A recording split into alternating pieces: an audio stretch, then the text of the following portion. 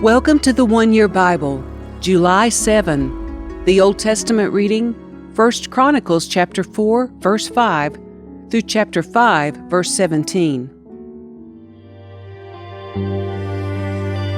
Ashur, the father of Tekoa, had two wives named Hilah and Naarah. Naarah gave birth to Ahuzam, Hefer, Temeni, and Hahashtari. Hilah gave birth to Zereth, Esar, Ethnan, and Koz, who became the ancestor of Anub, Zeboba, and all the families of Aharal, son of Harum. There was a man named Jabez who was more honorable than any of his brothers. His mother named him Jabez because his birth had been so painful. He was the one who prayed to the God of Israel, "Oh, that you would bless me and expand my territory. Please be with me in all that I do, and keep me from all trouble and pain." And God granted him his request. Caleb, the brother of Shuah, was the father of Mehir. Mehir was the father of Eshton. Eshton was the father of Bethrapha, Paseah, and Tehinnah. Tehinnah was the father of Ir-Nahash. These were the descendants of Rekah. The sons of Kenaz were Othniel and Sariah. Othniel's sons were Hathath and Meonathai. Meonathai was the father of Ophrah. Sariah was the father of Joab, the founder of the Valley of Craftsmen, so called because they were craftsmen. The sons of Caleb, son of Jephunneh, were Iru, Elah, and Nam. The son of Elah was Kenaz. The sons of Jehalalel were Ziph, Ziphah, Teriah, and Azarel. The sons of Ezra were Jether, Mered, Epher, and Jalon. One of Mered's wives became the mother of Miriam, Shammai, and Ishbah, the father of Eshtemoa.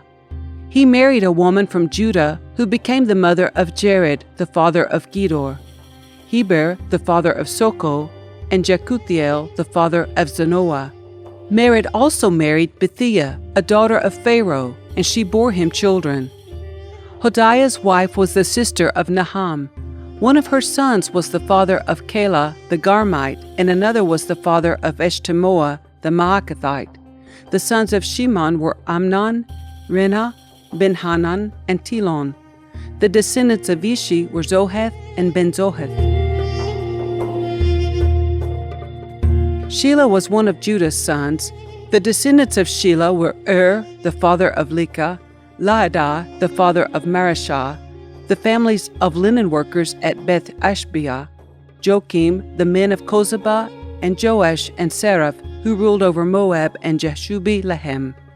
These names all come from ancient records. They were the pottery makers who lived in Netaim and Gedera. They lived there and worked for the king. The sons of Simeon were Jemuel, Jamim, Jarib, Zohar, and Shaul. The descendants of Shaul were Shallum, Mibsam, and Mishma. The descendants of Mishma were Hamuel, Zakur, and Shimei. Shimei had 16 sons and 6 daughters, but none of his brothers had large families, so Simeon's tribe never grew as large as the tribe of Judah. They lived in Beersheba, Molada, Hazar Shaul, Bilhah, Ezem, Tolad, Bethuel, Hormah, Ziklag, Beth Markobath, Hazar Susim, Beth Biri, and Sharaim. These towns were under their control until the time of King David. Their descendants also lived in Etam, Ain, Rimmon, Token, and Ashan, 5 towns and their surrounding villages as far away as Baalath. This was their territory, and these names are listed in their genealogical records. Other descendants of Simeon included Meshobab, Jamlech, Joshua, son of Amaziah, Joel, Jehu, son of Joshibiah, son of Sariah, son of Aziel, Elionai, Boha, Jeshoiah, Asahiah, Adiel, Jesimiel, Benaiah, and Ziza, son of Shiphi, son of Elon, son of Jediah, son of Shimri, son of Shemaiah. These were the names of some of the leaders of Simeon's wealthy clans. Their families grew, and they traveled to the region of Gerar in the east part of the valley, seeking pasture land for their flocks. They found lush pastures there, and the land was spacious, quiet, and peaceful. Some of Ham's descendants had been living in that region, but during the reign of King Hezekiah of Judah, these leaders of Simeon invaded the region and completely destroyed the homes of the descendants of Ham and of the Maonites. No trace of them remains today. They killed everyone who lived there and took the land for themselves because they wanted its good pasture land for their flocks. 500 of these invaders from the tribe of Simeon went to Mount Seir, led by Pelatiah, Neriah, Rephaiah, and Uzziel, all sons of Ishi. They destroyed the few Amalekites who had survived, and they have lived there ever since. The oldest son of Israel was Reuben, but since he dishonored his father by sleeping with one of his father's concubines, his birthright was given to the sons of his brother Joseph. For this reason, Reuben is not listed in the genealogical records as the firstborn son.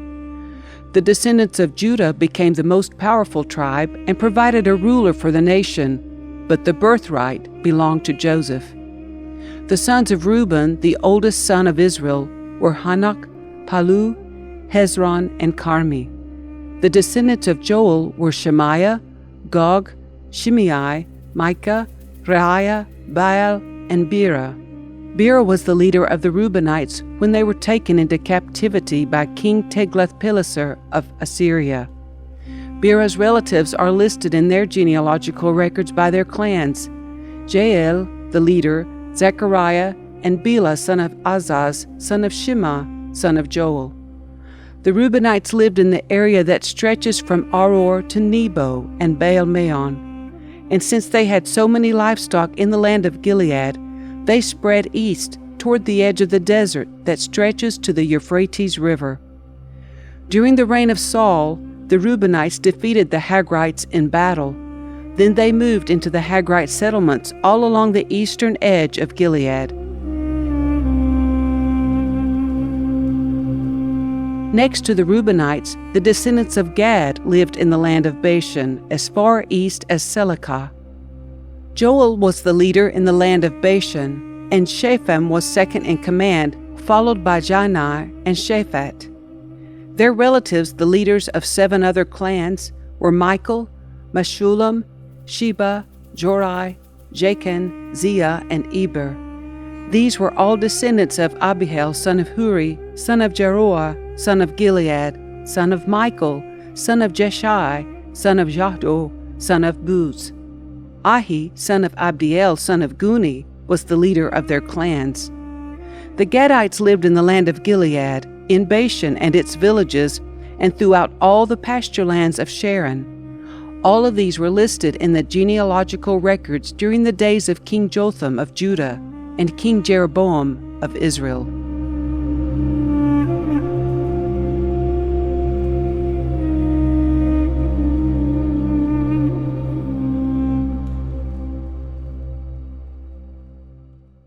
The New Testament reading, Acts chapter 25, verses 1 through 27. 3 days after Festus arrived in Caesarea to take over his new responsibilities, he left for Jerusalem, where the leading priests and other Jewish leaders met with him and made their accusations against Paul.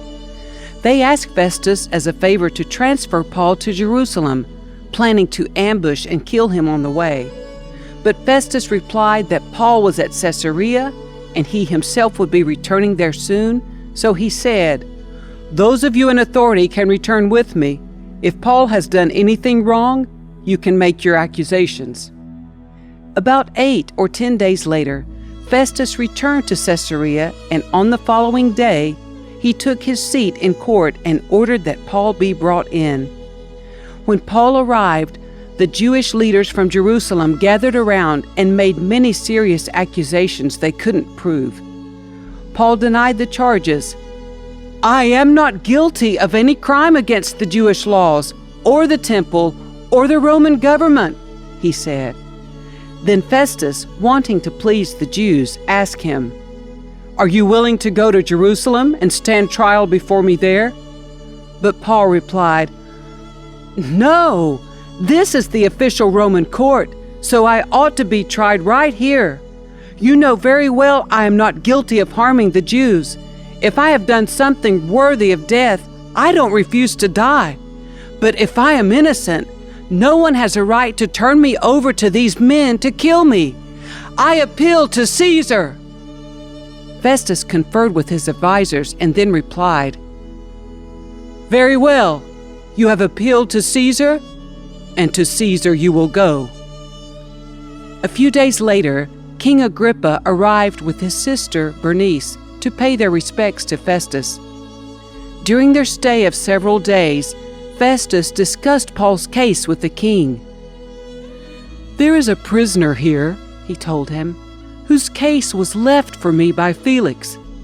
When I was in Jerusalem, the leading priests and Jewish elders pressed charges against him and asked me to condemn him.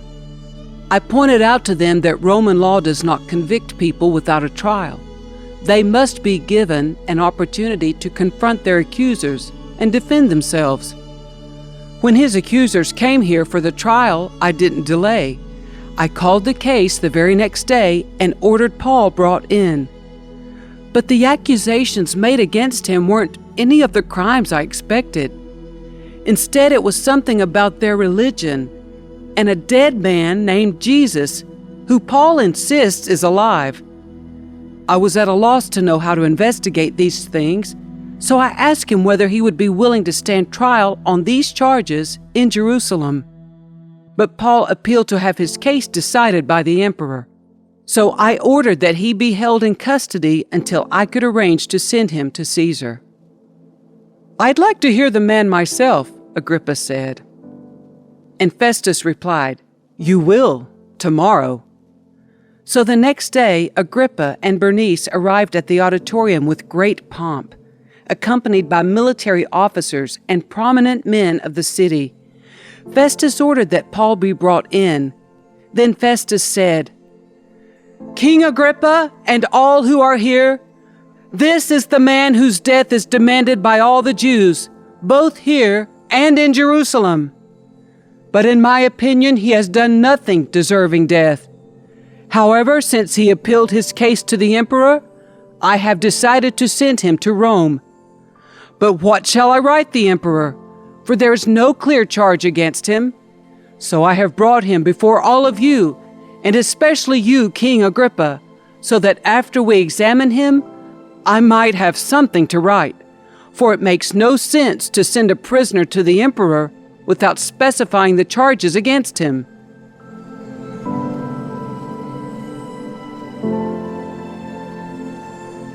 Psalm 5, verses 1 through 12. O Lord, hear me as I pray. Pay attention to my groaning.